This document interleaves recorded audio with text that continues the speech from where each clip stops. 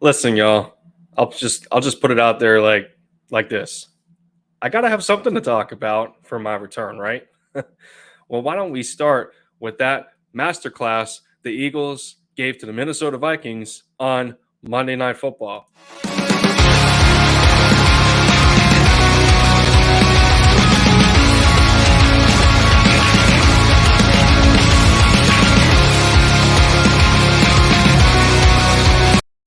What is going on, everybody? Lindy Endzone is back for the touchdown, taking the lead for the Philadelphia Eagles. One video or stream or podcast at a time, as some that are in the loop of, wondering what's going on. Not only am I back, but I'm sure if you pay attention to Philly Jim, as he has returned as well from his outside endeavors, from his YouTube channel, and pursuing a career in what he wants to do for himself. uh, Sometimes it doesn't always work the way we intend, or we strive for a bigger greatness and await for a better opportunity to come around. And well, because of that, Linc'd In Podcast also returns next week at a new day and a new time. It'll be on Tuesdays at 9:30 p.m., which I think personally gives us kind of a nice roundabout of the NFL schedule with the Philadelphia Eagles as a whole, so that we can get everything together appropriately for Sunday games, Monday night football, Thursday night football in preparation. Kind of a good middle ground for everything. And as for myself, you can tell that there's quite a few different things going on. Aside, let's do it. You already know the intro is different. If you've seen my channel, if you've seen my channel banner, my logo, or my Twitter page, wanted to give a special thank you out to Dante for creating the logos, I should say. He has given me at least a dozen different variations that I can use depending on the style of content I give out, or the type of content I give out. If I so choose to cover the Dallas Mavericks again, I have the assets at my disposal. They are, they're pretty fantastic. I'm not gonna lie. It matches me, and it matches my slogan of being here for the touchdown.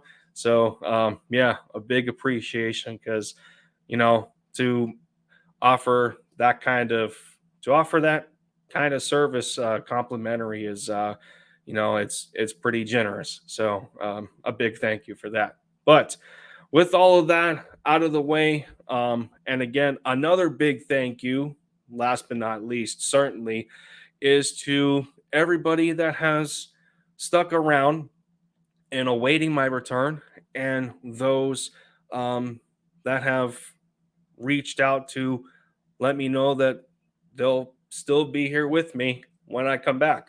Um, yeah.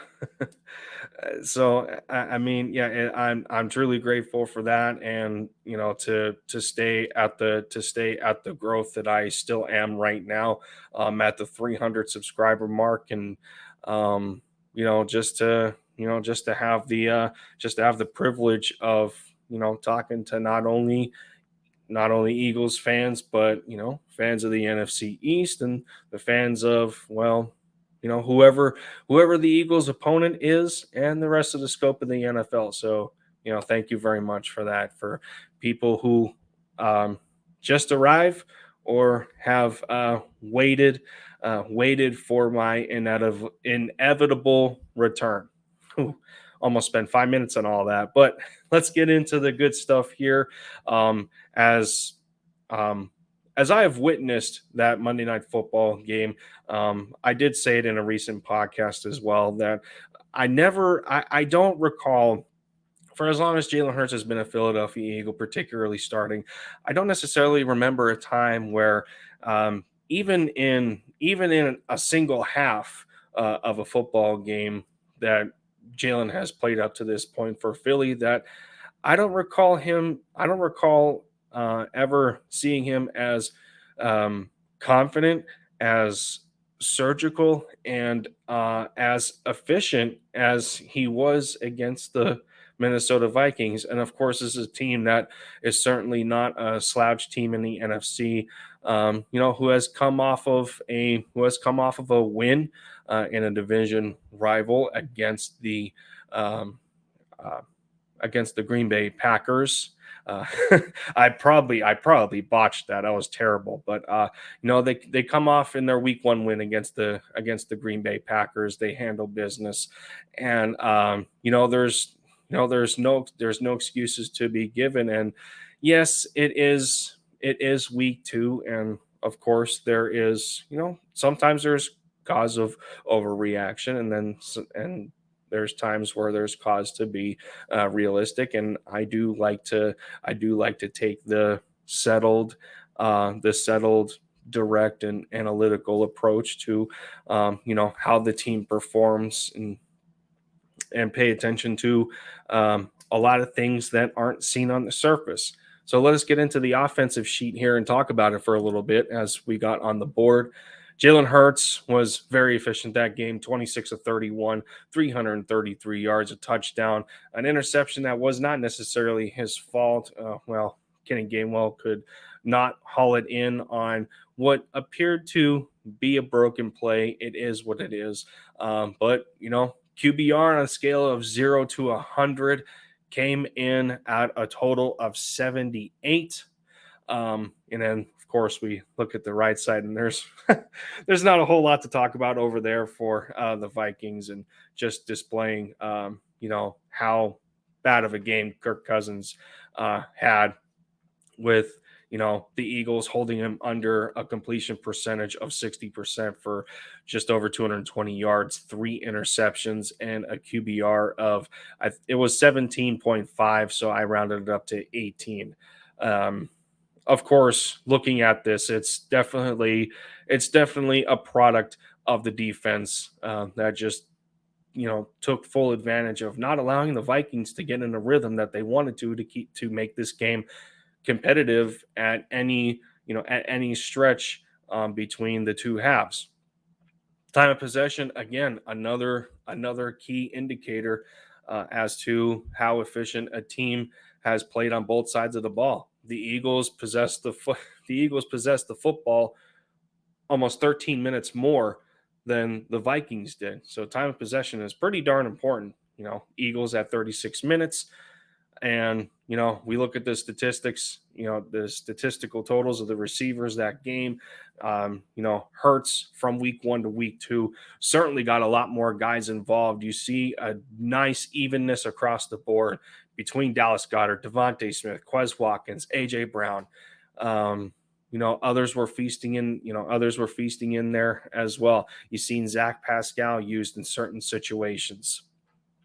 Third down efficiency, over 50%, 7 of 13. That's what keeps drives alive. Opportunities to score points.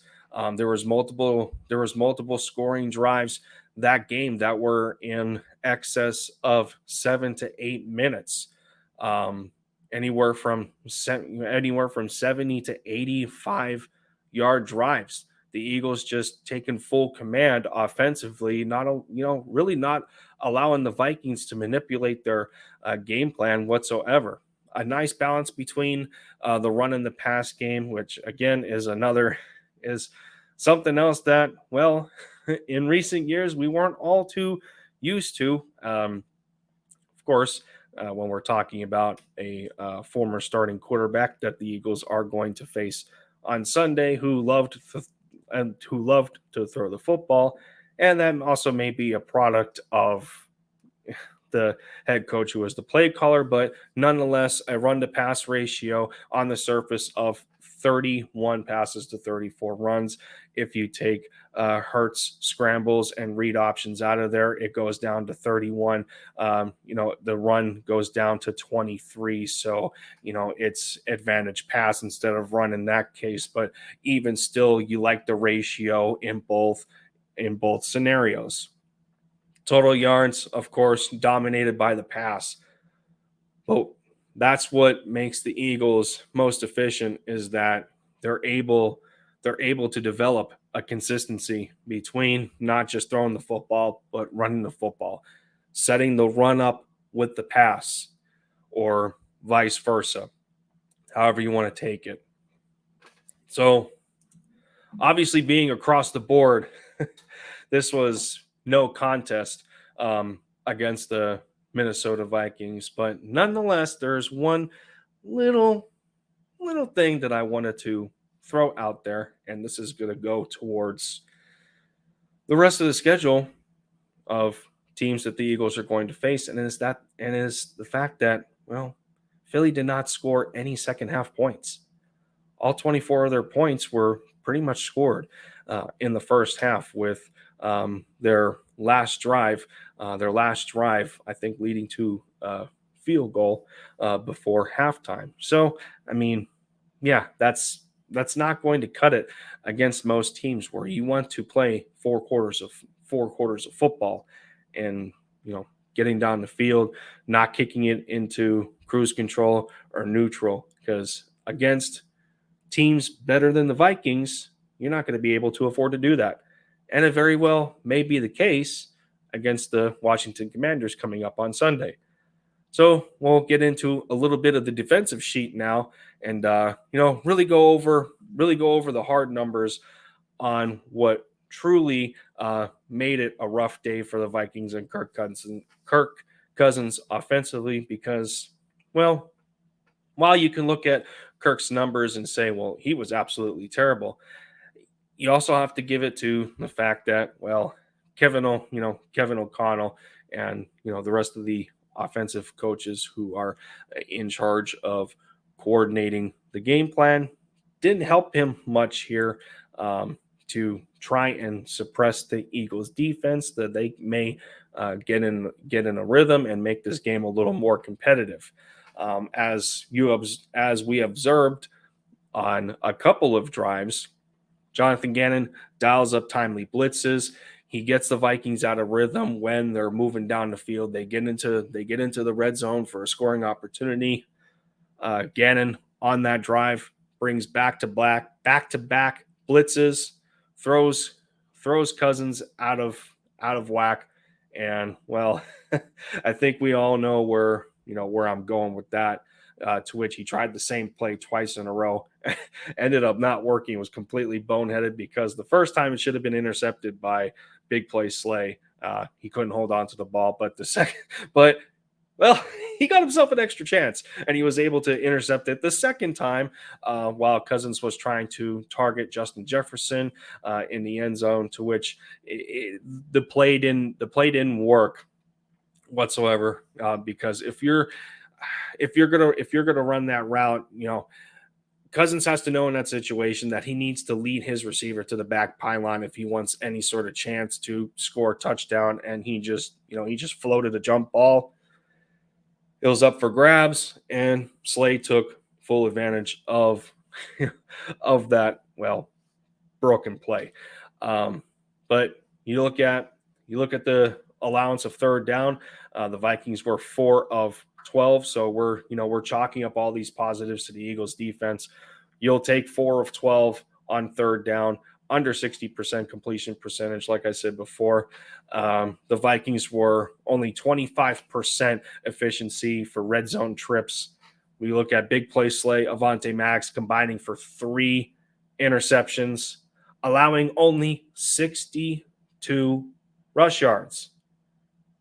And this is one thing that we have known for quite a while now when it comes to the Eagles defense. And in recent years, when, between Jim Schwartz and now Jonathan Gannon in here, we always seem to have a bit of success every time we are able to suppress the run, especially to this magnitude, unless we're going up against a gunslinger of a quarterback, to which here we go with the Chargers nightmare, and allowing Justin Herbert to almost complete 90% of his passes. No. Not going to go there again. It's a new season. Eagles are 2-0 right now, going into week 3 against the Washington Commanders.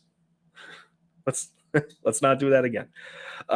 But yeah, nonetheless, this was an awesome game plan. They were very they were very efficient on both sides of the football. And after watching that game and dialing it in, thinking about it, this is one thing that the Eagles, this is one thing that the team is going to have to understand going forward if they want to reach a higher success than they did last year. Because, well, to be quite frank, I don't think anyone's seen them go into the playoffs. If they want to reach that higher level of respect and recognition and being a powerhouse team in the NFC, you can't build an efficiency like that without being consistent. So, in other words, there was a clear difference between week 1 and week 2 as what worked, what didn't work. Two different game plans. Hurts scrambling an awful lot, 17 rush attempts. Some of those were read options. Some of those were just scrambling out of a collapsed pocket. Two different defensive approaches to them. So we'll see if the Washington Commanders are in a position to mesh the two concepts together, see a little bit of what the Vikings did, see a little bit of what the Detroit Lions did. Give Hurts enough pressure, to knock him out of composure a little bit, to knock him out of rhythm. But at the same time, sprinkle a little bit of the zone in there, and sprinkle a little bit of press man. Get up on the receivers. Force them to beat you. Force the Eagles' offensive line to protect Hurts long enough that he can see one of his guys getting open at just the right time. I mean, who knows to this point? And we're looking further in. We're looking further into the game plan to see what we ultimately have to do against the Washington Commanders and the revenge game of Carson Wentz, whether he gets it or not. But until it happens and until we see a result, we can better analyze and figure out what kind of team the Eagles are going to truly be as the weeks go deeper into the NFL regular season. But with that, this was a long video for my return, but I just wanted to give you my personal breakdown on what I seen during the game and going over some of the statistics with y'all and kind of giving that deep but simple approach into how I see the game. So with that said, thank you all for making it to the end of the video here. And as you can tell, getting some offensive and defensive sheets up here, talking about the game a little bit. Wanted to change up my format instead of you staring at this ugly face the whole time. Actually, give you something to read while give you something to read while I'm talking about it. But nonetheless, again, thank you everybody. I'm very happy to be back. I'm very happy my podcast partner is back in Philly, Jim. We're here to kick ass once again for the Linc'd In Podcast. Be sure to give him the love as well. Again, another big thank you to everybody that has stuck around awaiting my return. And we came back clean, man. We came back clean with all the stuff that has changed. I'm liking all the changes so far. So with that said, I'm gonna get out of here, everybody. Thank you once more. Fly Eagles fly, bleed green. You already know the deal. Take care of yourselves, everyone. Get ready for week 3, and I will see you next time. Take care.